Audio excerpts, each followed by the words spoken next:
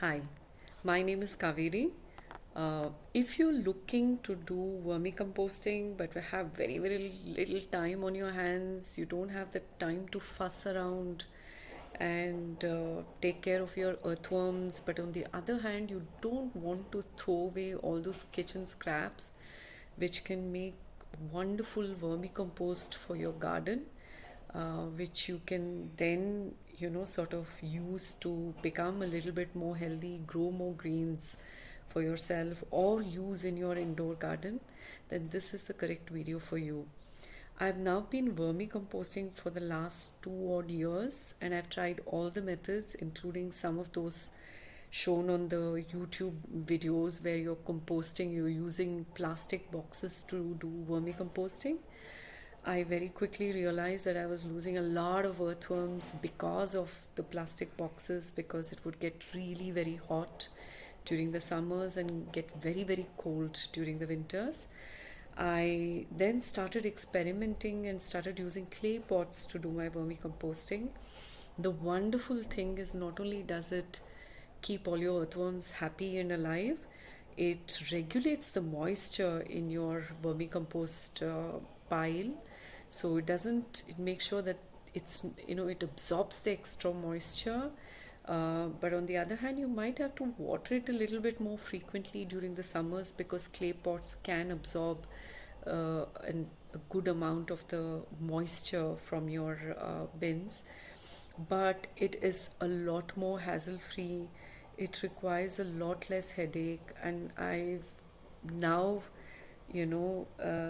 relocated to Mumbai, where I have a very tiny space. It allows me to use vertical space to compost, meaning I can put pots one on top of each other and create a lot of compost in a very tiny space. So if you're looking for a hassle-free vermicomposting method which uses very little space, then this is the right video for you. Take a look. So take a look at this. This is where I have my composting set up. These are 3 pots which are sitting right next to the dishwasher. It's a very tiny space. It doesn't need a lot of space. So even tiny corners of little spaces, you can have a setup like this. Now the bottommost pot has a stand. If you don't find pots with a stand, you can even put them on a cylinder stand. So it gives it a little bit of stability.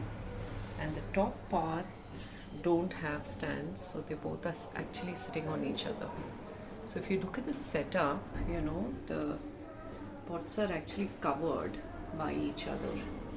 You don't need any other cover. It's just that now that there is no space, you won't have any problem of any rats, lizards entering the pots and eating up the earthworms, because earthworms, rats and lizards would definitely love to eat earthworms. So this is the really tiny space in which I have 3 pots of compost going. Now the bottommost pot actually has the oldest compost, and I recently harvested it, and I will show you that in some time. But before that, I just want to show you what's there in these pots and how I do it, because now I am in a city space. I don't have access to a lot of dry leaves and stuff like that. There's no way I'm going to spend a lot of time trying to access dry leaves. So I'm using every little bit of paper that I get. These are parcels, paper from a Swiggy food delivery. And below that is all the compost material that I put in, which is essentially all the, there's cardboard. So what I generally do is I start off, if you're able to locally get some earthworms, the lowest layer will be the layer of earthworms, and on top of that you will apply some cut up cardboard, cut up pieces of paper, and on top of that you will then put the layer of food, the food scraps. So for the food scraps, I want to show you, I have a small bin like thing. It's a plastic dabba, and you can see everything is here: coffee grounds, all the food I even vermicompost onion and lemon peels as well. As long as they're not excessive, it's fine. The earthworms manage to go through them. And once this box is full and tight, what I will do is I will take this. Now there's already paper and cardboard beneath this, because the last time I put food in it, I layered it with cardboard and paper. So what I will do is I'll apply another layer of that vegetable waste and then cover it again with cardboard or paper, and that's about it. That's all I need to do. What happens is that food will begin to release water over some time, and that will provide the moisture for the earthworms to kind of do their job. During the summer season, when it gets very very dry, you might have to add a lot more water, but also because when you add cardboard, for instance, after you covered the food scraps and you put the cardboard in, please put a little bit more of water on top of it to wet that cardboard so that the cardboard doesn't remain dry, right? And once it is filled up, like let's say here, I will cover it up and I will bring down the lower pot on top so that the earthworms can take care of this. And after about a month, 2 or 3 weeks of that, what happens is you will see that the food actually goes down. The earthworms are beginning to eat it, and the mass or the quantity will go down. And when it goes down, then you can again put another layer of brown paper and add more vegetable scraps onto it. And the fact that you have three pots allows you to kind of go one by one to each pot at a different point, so that you're not putting too much food in a single pot, because if you're putting too much kitchen waste in a single pot, it will get really hot and the earthworms won't be able to survive the heat produced by these vegetable scraps. So you kind of alternate between the pots to ensure that the earthworms, none of the pots get heated up too much. The great thing about pots is it keeps the moisture in, but it also makes sure that it's not too wet. I must say that at one point I had put in too much water into these pots and it had gotten very very wet. So all I did was I added a lot more cardboard so it absorbed the excess water, so that it was not too watery for the earthworms, so they wouldn't die. So stuff like that you kind of figure out. Now this is sort of getting set, so I'm not going to touch it. I'm going to show you instead what's happening in the other pot. And once things start getting started, you'll have to put your hands into it. If you're uncomfortable, working with your hands, use gloves. You should be able to do it with gloves. So here you can see this is a second pot, and you can actually see all the vegetables in it, which it needs a lot more covering. I haven't put it in right now. I think once I get more brown paper, I will add it in. All the scraps are there. Of course, there are a few flies, but if you have an outdoor kitchen area like this, it's fine. I'm just going to let this be here. All I'll do is add some more brown paper, give it a little bit of a watering, because I felt, I can feel that the vegetable scraps are wet, but the paper beneath the vegetable scraps seem a little dry. So put your hand inside and see how wet it is. It should be moist but not watery, so I can feel that it's a little dry here. So I'm going to add a little more water here because it probably needs a little more moisture. So this is the kind of testing you need to do. Put your hand deep inside and feel it and see, pull out a little bit and see, is it wet, is it dry, can you see the earthworms here? For instance, I can't see the earthworms, maybe they're right below, so I'm going to try and go deep into it to see if they are okay. It still feels very very dry. So you can see some earthworms here. Yeah, they're there. It's very dry for them. I feel it needs a lot more moisture, so definitely going to put some water into it. So this kind of check you kind of run once a week to ensure that there is enough moisture in the pots, and then that's about it. So I would say the entire thing would take about, say, let's say half an hour a week. You kind of check and make sure everything is okay. That's all you need to get fantastic vermicompost. To show you something very interesting. Is a bucket, actually a small bucket, in which I removed vermicompost from one of the pots, and you can see it's like a little less than half the bucket,